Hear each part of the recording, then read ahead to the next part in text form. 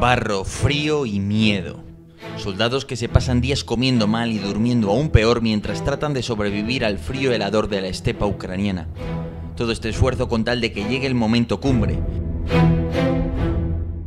El momento culmen siempre está precedido por los alaridos que emergen de las bocas de los cañones rusos y por el sonido de los rotores de los helicópteros Hind removiendo la tierra con sus cohetes. Poco después se hace un engañoso silencio en el que los más novatos se confían mientras los más veteranos aprietan los dientes. Así, poco a poco el ambiente empieza a inundarse con el murmullo de los motores y el crepitar de las piedrecitas de los caminos. A esta sinfonía muy pronto se suman los cañonazos y el fuego de las ametralladoras. Al fin, los tanques rusos llegan, por lo que el trabajo de estos valientes que llevan días aguardando su momento comienza. Es la hora de las unidades antitanque, es la hora de los asesinos de blindados. Por eso en este vídeo voy a intentar que sintáis, que os pongáis en la piel de un soldado que está esperando al ataque de las fuerzas acorazadas rusas o ucranianas, con su misil y con su armamento. Así que yo soy Yago Rodríguez, bienvenidos a todos los que estéis interesados en los asuntos militares, puesto que por tanto formáis parte de esta gran comunidad que se está creando. Y ahora, ¡comencemos!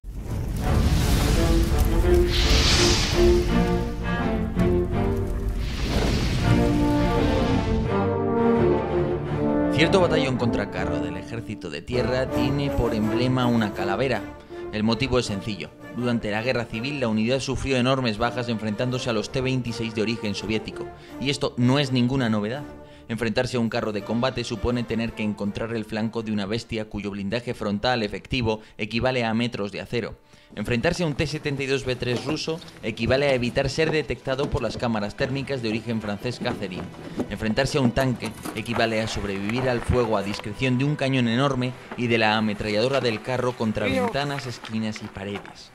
Por último, enfrentarse a una fuerza mecanizada supone sobrevivir a un rodillo de artillería seguido por un asalto conjunto de infantería que despeja edificios y trincheras, y así como por numerosos tanques que vigilan sus propios sectores. Aunque es cierto que en esto los rusos no han demostrado demasiada habilidad, y sus asaltos han sido bastante descoordinados y poco profesionales. Imaginaros lo que era el campo de batalla de Kiev en febrero y principios de marzo. Tenemos una situación de un frío enorme. Tenemos humo, fruto de todas las bombas y los edificios ardiendo, por tanto ves mal. Llevas días durmiendo mal, haciendo tus guardias, por tanto estás muy cansado. En el caso de los carristas, los soldados que van en el interior de los blindados, en muchos casos están dentro de vehículos como el BMD, un vehículo soviético muy pequeño que se puede lanzar en paracaídas, sí, pero gracias precisamente a la ergonomía para la tripulación, y que por tanto estás ahí con muy poco espacio mirando a través de una vieja óptica, con los ojos cansados, con todo ese frío, probablemente mal alimentado, con la adrenalina, en fin, unas condiciones muy complicadas. Y eso súmale que tienes que identificar al tanque que te ataca. En ocasiones puede sucederte que dispares un misil, aciertes contra un tanque y resulta que era uno de los tuyos. Por tanto, todos estos elementos conforman, digamos, el corazón del campo de... Sin embargo, el carrista ruso tampoco lo tiene fácil. Se ha pasado semanas malviviendo en campamentos improvisados a la intemperie en Rusia y Bielorrusia. Ha estado alimentándose de raciones de combate caducadas, viendo caer carbonizados a sus compañeros en otros blindados. Se ha pasado días durmiendo pocas horas y haciendo guardias, cargando decenas de proyectiles que pesan 20 kilos cada uno.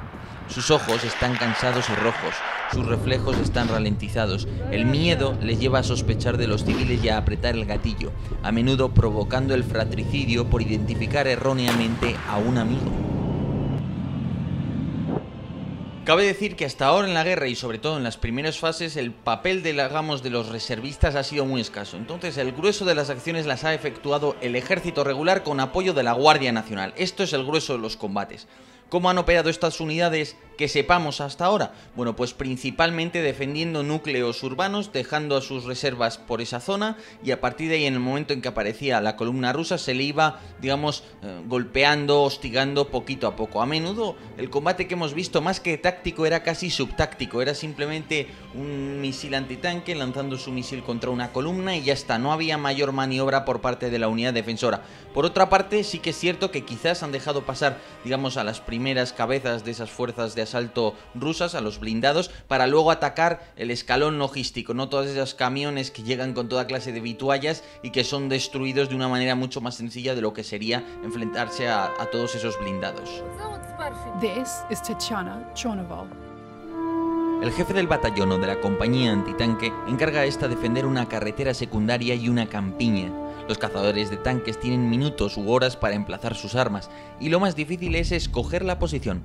En primer lugar, es necesario un campo de tiro lo más extenso posible que permita aprovechar el alcance del misil. En segundo lugar, debe ser una posición de desenfilada, en la que el objetivo no tenga en su campo de visión al tirador. En tercer lugar, es importante que la posición no se ubique en un lugar obvio, como lo alto de una loma, un tejado de un edificio que despunta, etc. Las posiciones que se construyen deben tener varias características. Deben ser posiciones a ser posible endurecidas, a ser posible que el impacto de una granada de artillería no logre destruir ese abrigo, ese refugio en el que están los soldados. Y eso es muy importante para sobrevivir a los bombardeos ante un ejército como el ruso que tiende tanto a emplear la artillería.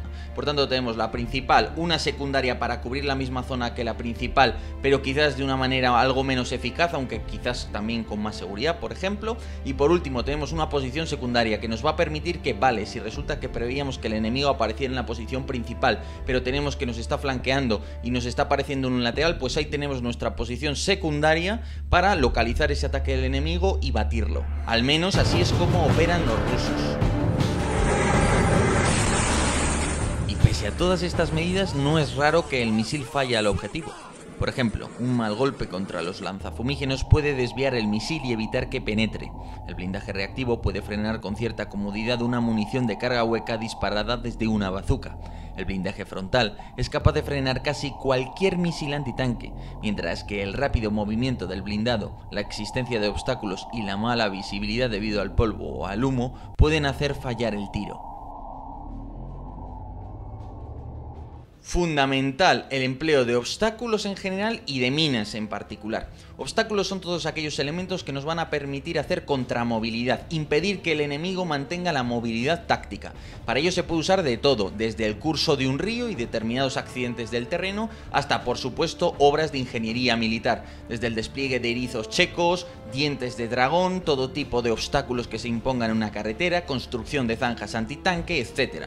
A partir de ahí también esto se puede combinar con el empleo de tapones de minas, zonas en las que se concentra un elevado de campos de minas, que en este caso pueden ser antipersonal o antitanque, o lo ideal, campos de minas mixtos con ambos tipos de armas, y a partir de ahí, en el momento en que la fuerza enemiga se tope con los obstáculos, se refrene, yo voy a tener toda esa zona cubierta por mis fuegos, y en particular por mis fuegos antitanque, y voy a destruirles, particularmente y a ser posible creando sacos de fuegos, como lo denominan los rusos, o zona de destrucción, como se denomina en español.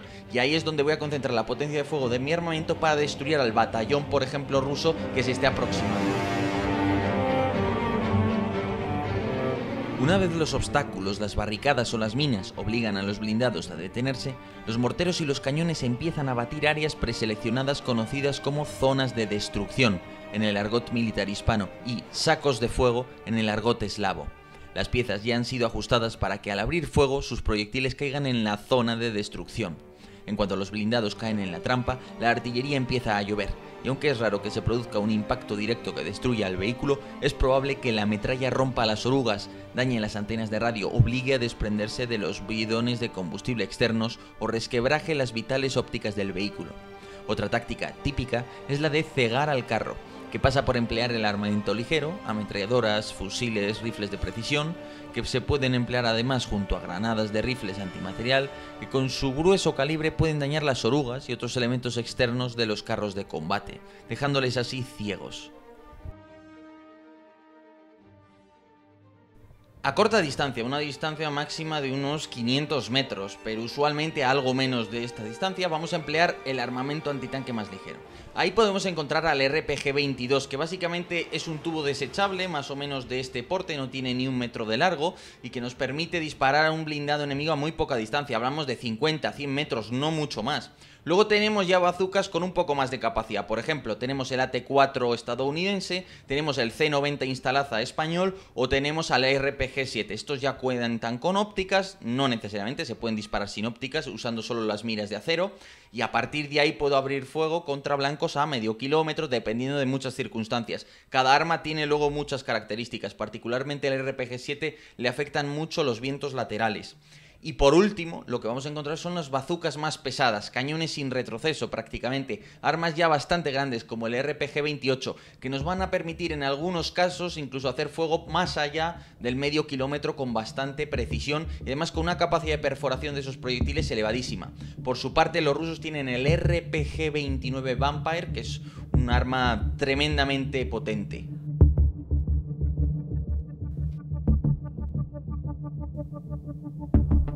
Este tipo de armas pueden ser usadas a distancias de 50 y hasta 700 metros si se les equipa con ópticas adecuadas, aunque lo usual será hacer fuego a distancias inferiores a los 400 metros, especialmente con las bazucas desechables. Pero ahora veamos cómo funciona un RPG-7, por ejemplo.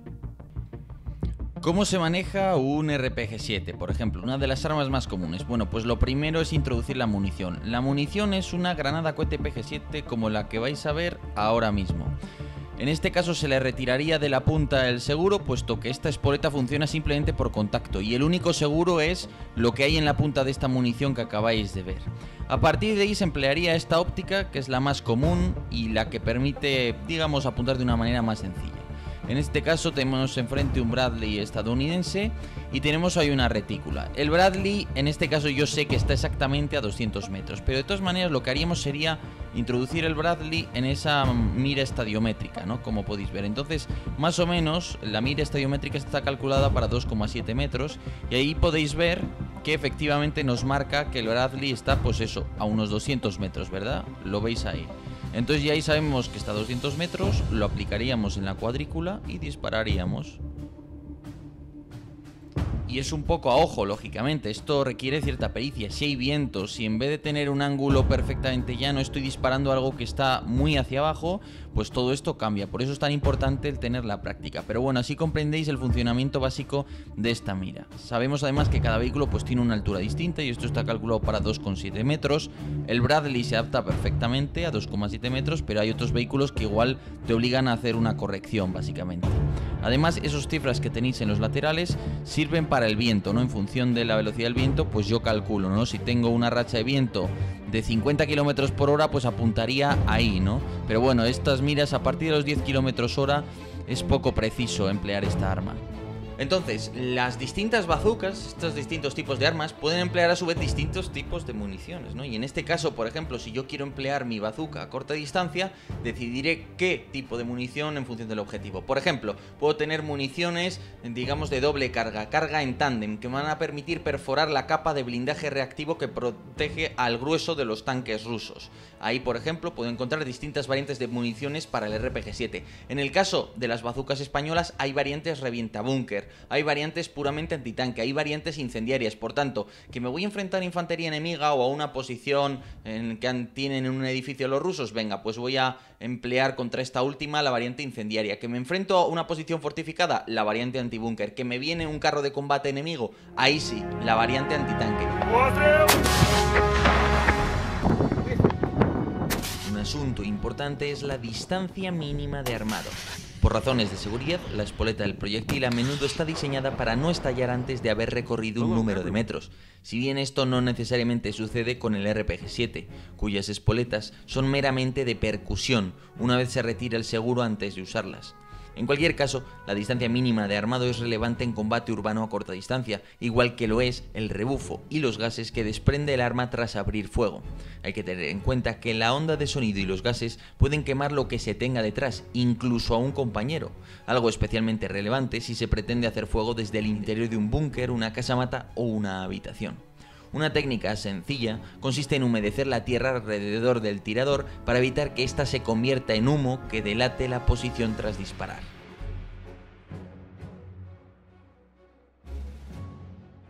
Hay distintas maneras al final de que yo emplee mi armamento, lógicamente. En campo abierto lo que voy a procurar es crear zonas de destrucción, zonas de muerte, sacos de fuegos, como los llaman los soviéticos, los rusos, los eslavos en general. En esos casos, ya digo, lo ideal es tener unos obstáculos, unas minas, unos erizos checos, lo que sea que me permita frenar al enemigo, hacer contramovilidad. Cuando quieran desplegar a los ingenieros o cambiar el rumbo de la columna para moverse hacia otro lugar, en ese momento yo les voy a tener donde les quiero, porque les voy a tener un momento de parón.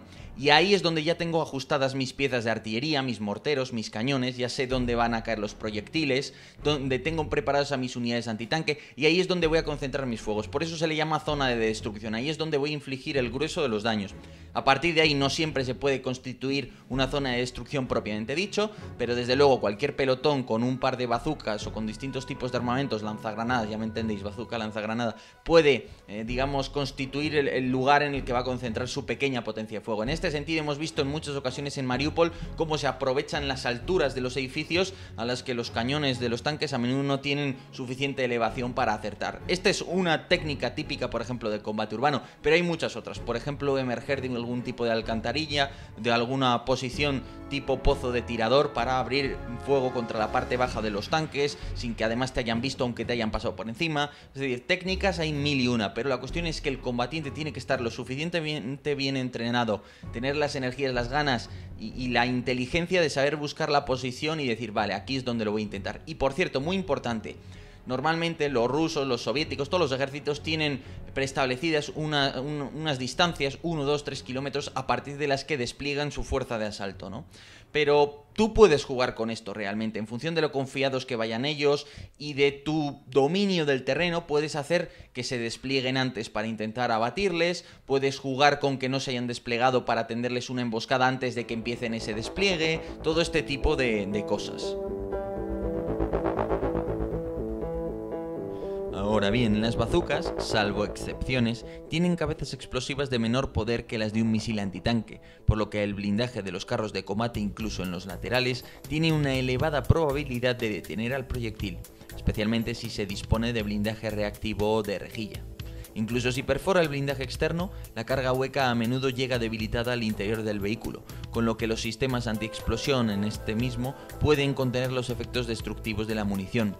Por no decir que, dependiendo de la distancia de tiro y de la velocidad del blindado, no es fácil hacer blanco. Todo lo anterior significa que, usualmente, serán necesarios varios impactos de bazuca antes de utilizar un blindado moderno. Dichos impactos deberán evitar siempre al frontal, donde el tanque siempre sobrevivirá al golpe. Pero bueno, eso ha sido todo. Espero que os haya resultado interesante ponernos en la piel del soldado antitanque que está con su bazooka y que intenta destruir a los blindados rusos en este caso, o también, ¿por qué no?, a la inversa, ¿no?, por parte de los rusos respecto a los ucranianos. Recordad, por cierto, que el rebufo del arma en la parte trasera puede acabar con una persona, por tanto nunca hay que ponerse detrás, y recordad también que en función desde dónde se dispare hay que tener cuidado, porque la onda sonora y los gases salen a una temperatura enorme, ¿no?, y no en cualquier lugar, por tanto se puede abrir fuego porque te puede acabar incluso afectando a ti mismo. Pero bueno, lo dicho, eso ha sido todo, espero que os haya resultado interesante, a mí es un tema que me parece interesantísimo. Muchas gracias a todos por estar ahí y hasta otra.